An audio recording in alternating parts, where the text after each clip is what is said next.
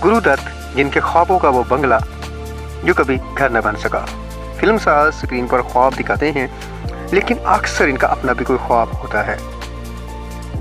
मुंबई में पाली हिल का बंगला नंबर 48 देखने वाले इसकी शान और शौकत को कभी नहीं भुला सकते, जो एक ज़माने में मारूफ फिल्मसाज और अदाकार गुरुदत्त के ख्वाबों का घर था। गुरुदत्त और गीता दत्त ने मिलकर यह पुरअय्यश बंगला तामीर किया था और इसका नाम बंगला नंबर 48 था। लेकिन यह बंगला कभी घर न बन सका। जिस चाह से, मोहब्बत से गुरुदत्त ने यह बंगला बनवाया था, इसी जज्बे से मगलूब होकर उन्होंने एक दोपहर इसे गिरा दिया। एक ढलवान पहाड़ी पर वाक़ होने की वजह से इस इलाके को पाली हिल का नाम दिया गया। उस दौर में पाली हिल के ज़्यादातर लोग कॉटेजेस या बंगलों में रहते थे। वक्त गुजरने के साथ साथ दिलीप कुमार, देवानंद और मीना कुमारी जैसे फिल्म स्टार्स वहाँ रहने लगे। सन 1925 में बेंगलुरु के करीब पनम्बर में पैदा होने वाले वसंत कुमार शिवशंकर पाडुकोण यानी गुरुदत्त अपना बचपन बहुत सख्त मुआशी तंगी में गुजारते थे। ऐसा लगता था जैसे इनके मसाइल की कोई इंतहा ही नहीं होगी। उस वक्त गुरुदत्त के लिए अपने घर के बारे में सोचना भी दूर का ख्वाब था। उन्होंने अपने इब्तदाई साल कोलकाता, अल्मोड़ा और पूना में गुजारे और फिर किस्मत इन्हें मुंबई ले आई। गुरुदत्त ने एक दिन अपने दोस्त अदाकार देवानंद से मुलाकात की।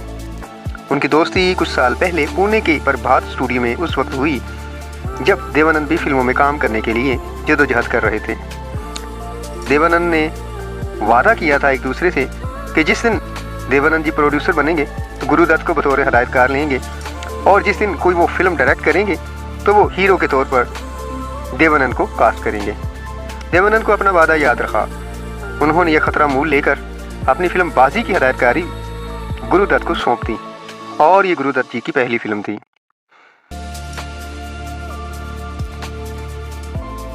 गुरुदत्त जी बार बार देवानंद के बंगले की तारीफ करते हैं, तो उनकी बातें बड़ी दिलचस्पी से सुनी जाती। घर तो वैसा ही होना चाहिए क्योंकि अपने घर की ख्वाहिश हम सब के अंदर थी, और लेकिन गुरुदत्त जी के पास कभी घर नहीं था।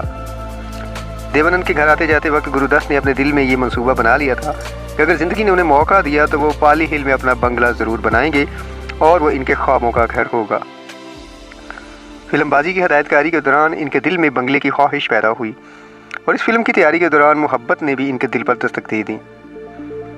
उस वक्त की स्टार प्लेबैक गुलकारा गीता राय और गुरुदत्त एक दूसरे की मोहब्बत में गिरफ्तार हो गए। गुरुदत्त के अहले खाना ने भी गीता को बहुत पसंद किया और जल्द ही उनकी मोहब्बत शादी में बदल गई। एक रात अपने बंगले की बालकोनी में खड़ी गीता जी ने उनकी बहन से कहा कि मैं तुम्हारे भाई से शादी करने जा रही हूँ और हम मिलकर अपना घर बनाएंगे। 26 मई 1953 को उनकी शादी हो गई। गीता राय जो थी वो गुरुदत्त से ज़्यादा मकबूल थी उस वक्त। गीता राय ने अपना नाम बदला और गीता दत्त रख लिया। तहम जैसे जैसे ज़िंदगी बढ़ी उनकी ज़िंदगी में बहुत कुछ बदल चुका था। गुरुदत्त चाहते थे कि गीता सिर्फ उनकी फिल्मों में गुलकारी करें, जबकि गुरुदत्त का अपना कैरियर भी बहुत तेज़ी से आगे जा रहा था। आर पार, मिस्टर एंड मिसेस 55 और फिर प्यासा फिल्म की कामयाबी से चंद ही सालों में उनका शुमार हिंदी सिनेमा के कामयाब तरीन फिल्मसाजों में होने लगा, जबकि गीता का कैरियर शादी के बाद रुक सा गया था।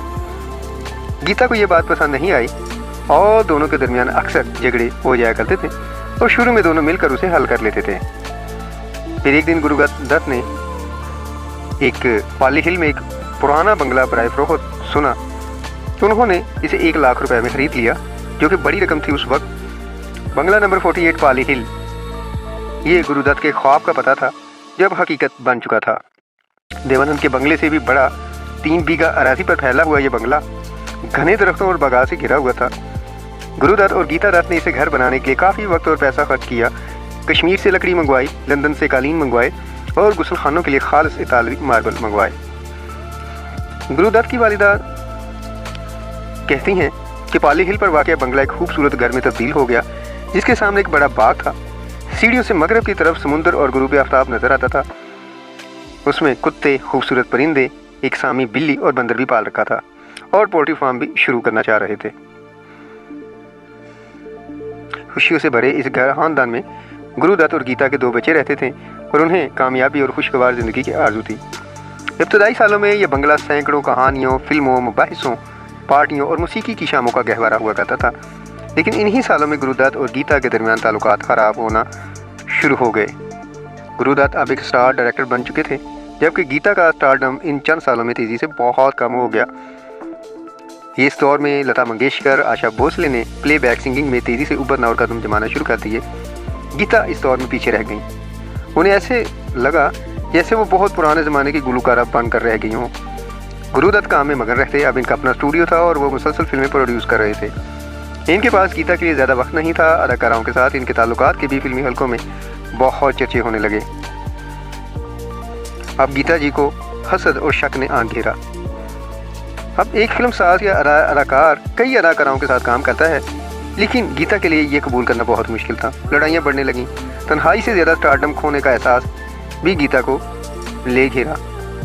ज़ाती और पेशा वराना मायूसी से निपटने से कासिर गुरुदत्त ने फिर शराब नोशी में सुकून तलाश किया। वो घर में सो भी नहीं सकते थे।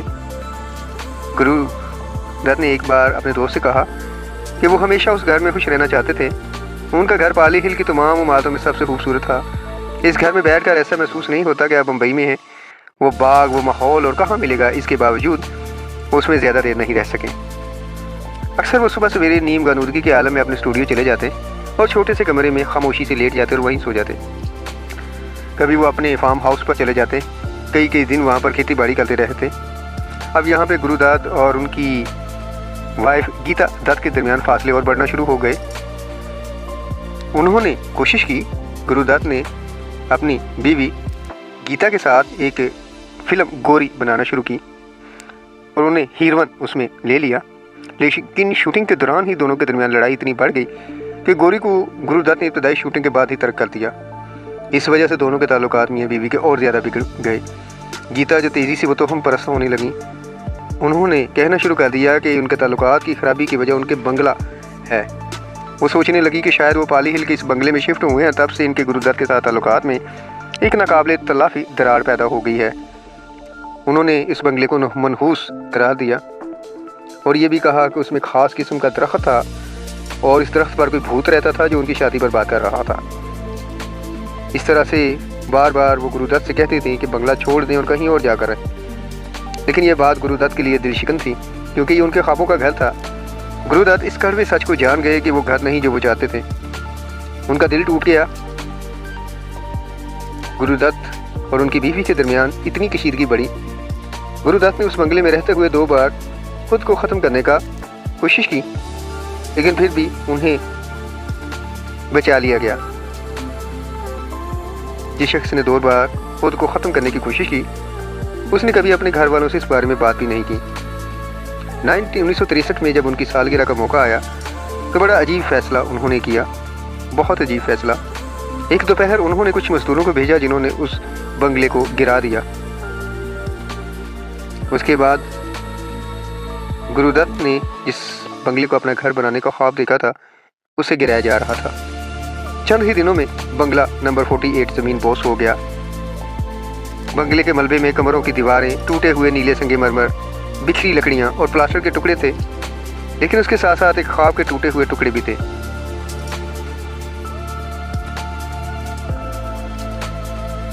उन्होंने अपने एक दोस्त से कहा कि उन्होंने ये बंगला अपनी बीवी की वजह से गिरा दिया है। अब उस बंगले के गिरने के बाद गुरुदत्त की ज़िंदगी और इनकी ख़ानदान की खुशियाँ भी कम होने लगीं। उन्होंने बंगला छोड़ा और एक आशीष नामी बिल्डिंग में शिफ्ट हो गए दिलीप कुमार साहब के बंगले के सामने। लेकिन फिर भी उनके और गीता के दरमियान ताल्लुकात में बेहतरी नहीं आई। कुछ अरसे बाद गीता अपने बच्चों के साथ बांद्रा में एक और किराए के मकान में चली गई और जबकि अपने अजीम-उश-शान बंगले की यादों को पीछे छोड़कर गुरुदत्त मुंबई के पैदल रोड पर वाक़या आर्च रॉयल अपार्टमेंट में अकेले रहने लगे।